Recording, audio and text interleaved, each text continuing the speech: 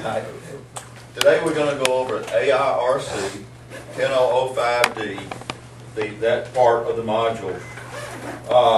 We're dealing with residential and commercial systems. Now, I know that the 10005 is the first course that you would have in this particular program. And it sounds like I just jumped from residential all the way up to commercial. But one of the biggest problems I think happens with people that are just entering into the HVACR field is they forget about all the avenues that's possible with the knowledge that you're going to obtain. Let me explain that a little bit. Or even ask the question, how many of you are actually planning on going into service work? How many are planning on going into installation? Don't really know yet. Okay. Work that's available.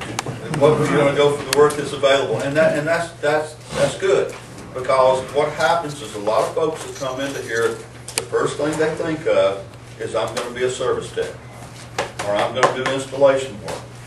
And they also tend to get stuck in that mode and they forget about some of the other avenues. Well, let me give you an example of some of the other avenues. Commercial refrigeration, supermarket refrigeration. We just recently had a man come from a refrigeration company that services some of the grocery stores, hired one of our people here, and it's looking real good. This particular company services, I want to say it's it's a couple of major chains anyway, and they're looking at hiring more folks, which we like that idea. You know, I may actually put my application in. It's looking pretty good. No, I don't want to do no more work, but no, there's a lot of avenues. Like I said, don't limit it to just that, because there's also sales. There's also management, et cetera, et cetera, et cetera. And all those are spin-offs from this particular courses, or these particular courses. All right, let's talk a little bit about residential, because that is probably the most popular of all the ways to go. The residential units, you're going to have two different major types of units. You're going to have unitary, or self-contained, if you will, package units, and you're going to have split systems. Included in the unitary systems would also be things such as a window unit. A lot of times we forget that window units is part of air conditioning. I know that a lot of folks say, well, hey, you know what? I don't want to spend a lot of time on that window unit because it's easily replaced than it is repaired, but that's not always true. If you have units such as in some of the motels that are case type units, they may actually have one unit that can fit in every room, just simply by sliding it out of the case and having a spare to go right back in. Well, that means that you're not going to go buy a new unit every time. You're going to repair that particular unit, and that is definitely one of the things that happens in this service work. Most of the motels like that want to keep a few spares so that they don't lose a tenant or customer because the system's not working. They could do a quick change out, then do the repair in their shop or possibly your shop. So keep in mind that unitary equipment is a big part of even residential. That went over into a little bit of commercial, but it's still part of residential. And let's don't leave it at just air conditioning. What about appliances? Okay, when I say appliances, that does include things such as dehumidifiers. Okay, a lot of homes nowadays like to have the dehumidifiers, especially if they have a basement that seems to stay wet.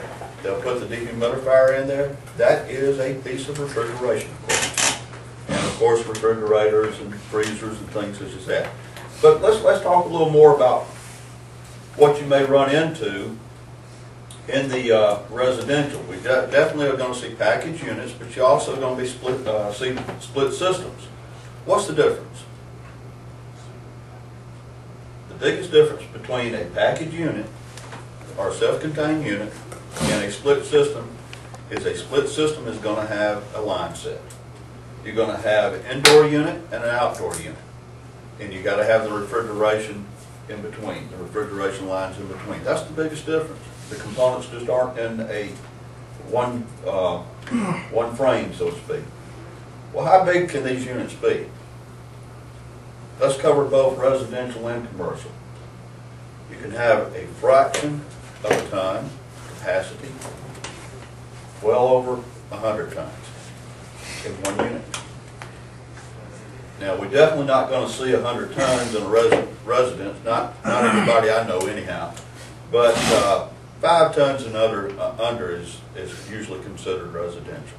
You get over the 5 tons, you're looking more in the commercial end, which also comes into some other problems that we'll discuss in just a minute or two.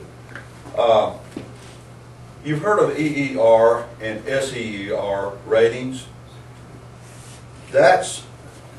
Today there's some standards that must be met.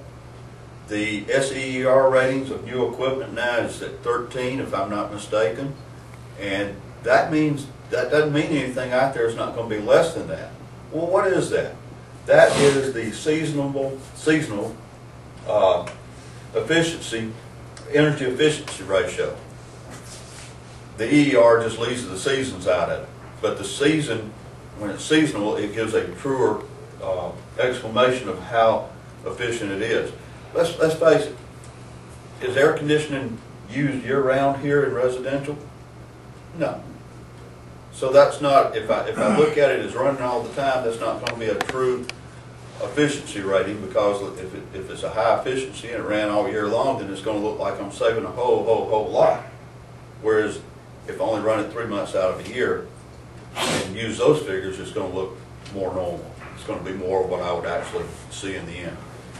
So those ratings are a definite decision-making problem for homeowners on what size or what SEER rating do they want to go back with. Well, you go up on a new home, you're working on a new home, you're going to see 13 above it. If you're doing a replacement, the customer needs to be able to make that decision, and guess what's going to make his decision more than anything? Money. Money. You know, the more bells and whistles, the more the cost. So the higher SEER rating, the more the unit's going to cost. But there is times when that higher SEER rating is well worth it in the long run. If you see a payback within a 5-year period, that's when you get out the balls and juggle them, so to speak. I always said if I can see a payback within 2 years, it's a go. If I can see a payback in a year, there's no question about it. It's a no-brainer. Do it. Do it the higher SEER rating. But that is the customer's decision. If you're out there and you're suggesting or advising that customer, give him the options. I think that's important. Don't just say, hey, this is the unit we sell.